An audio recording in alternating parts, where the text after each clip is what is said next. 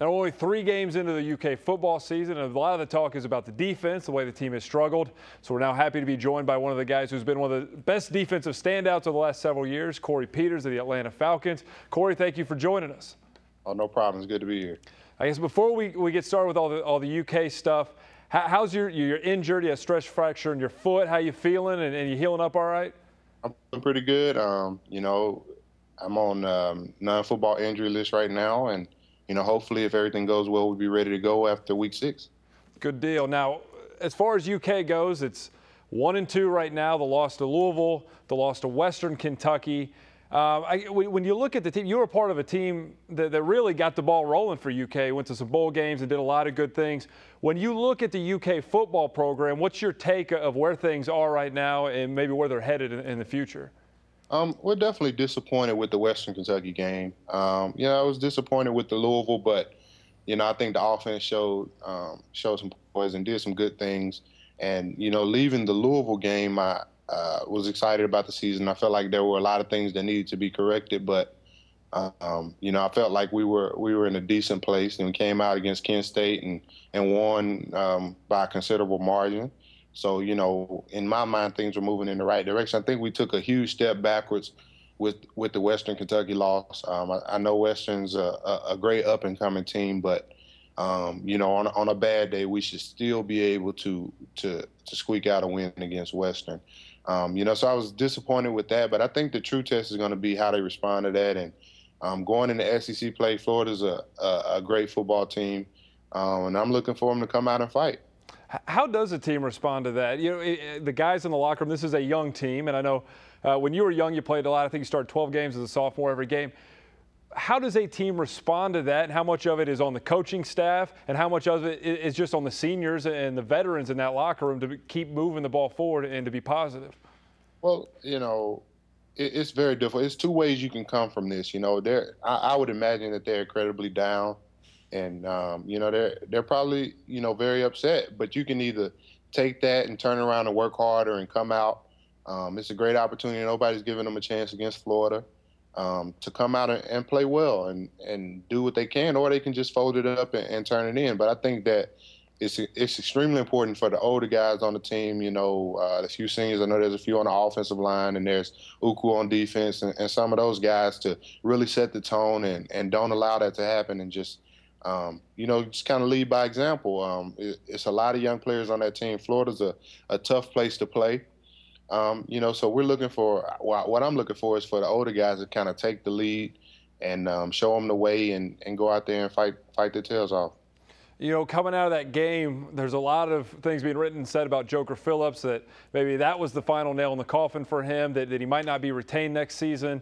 Fans on message boards speculating about different guys. Having been there when Joker was there, of course, what about Joker Phillips as a coach maybe people don't know? And do you think that you have faith in Joker to turn this thing around this season, and if he's given the chance long-term to get things going back to where UK's making bowl games? Well, I've always been a long-time Joker supporter. Joker is honestly the sole reason that I went to University of Kentucky, and I don't know if a lot of people know that. And when I say that, I just simply mean if 2 weeks before signing day, Joker would have gotten a job elsewhere or left, then I wouldn't have gone to the University of Kentucky. And he was the main person recruiting me, and my belief in him was the reason that I went to Kentucky.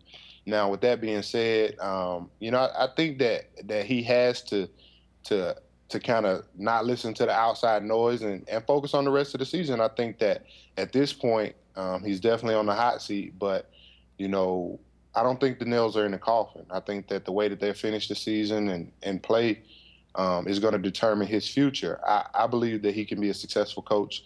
You know, I think that a lot of the players really believe in him. I know he's a great motivator, a great recruiter. And I think he's proven solidly that he's a great, you know, offensive-minded coach.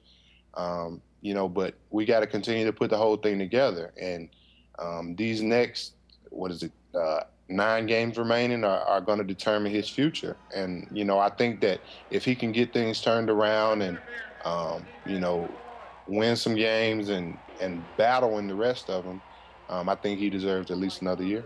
And he talked about being an underdog in these games, having as a player experienced a winless season, and then as a part of the staff, the struggles, and then building up to where, going to 5 consecutive bowl games. Is there an advantage to that, you think, the mentality of an underdog, because they are going to be underdogs the rest of the season? Do you think that in that locker room, the feeling of being an underdog, the team can rally behind that, I guess, and Joker can use that experience to take them through this SEC schedule, which is going to be very difficult? Well, I think that that's a huge part of it, and just going to Kentucky, you're always going to be an underdog. The perception outside of Lexington and outside of Kentucky is we don't get a lot of respect anyway. Even when we were, like you mentioned, the 5 straight bowl games, there were a lot of teams that we felt like didn't respect us. I think that comes with time. Just like a Florida or a Tennessee, even when they don't have a good team or when they've had a down year, people seem to lift them higher. I think that regardless of how well we've played, people continue to try to overlook us. But it's our job as Kentucky, as Wildcats, to continue to fight and overturn that stereotype and embrace the underdog role and go out there and prove them differently. You mentioned earlier about your recruitment, how important Joker was in that. Jefferson County has always been a hit and miss kind of place for UK to go in and get guys. There's a lot of talent coming out at Trinity right now the past couple years. UK hasn't always been successful in Jefferson County. As a guy, Central High School, I know you said Joker Phillips was a big influence, but what's the selling point if you're Joker and you go into Jefferson County to say, we want you to come wearing the blue and white, don't stay away from Charlie Strong's team, come to Lexington and be a part of this program? Well, I think that you got to look at the big picture. And, if you want to play college football and you want to ultimately go to the next level, you want to play against the best. And there's nothing better than SEC football. And I wholeheartedly believe that.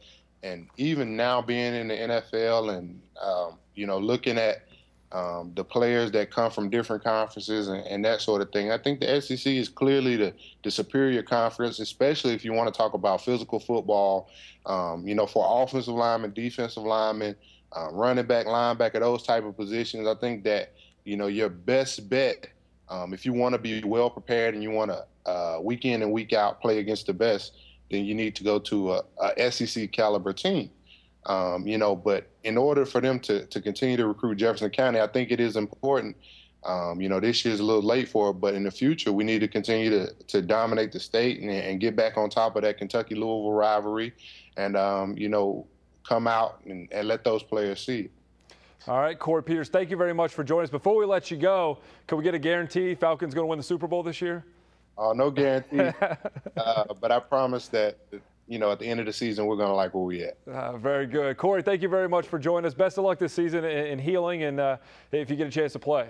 All right, thank you.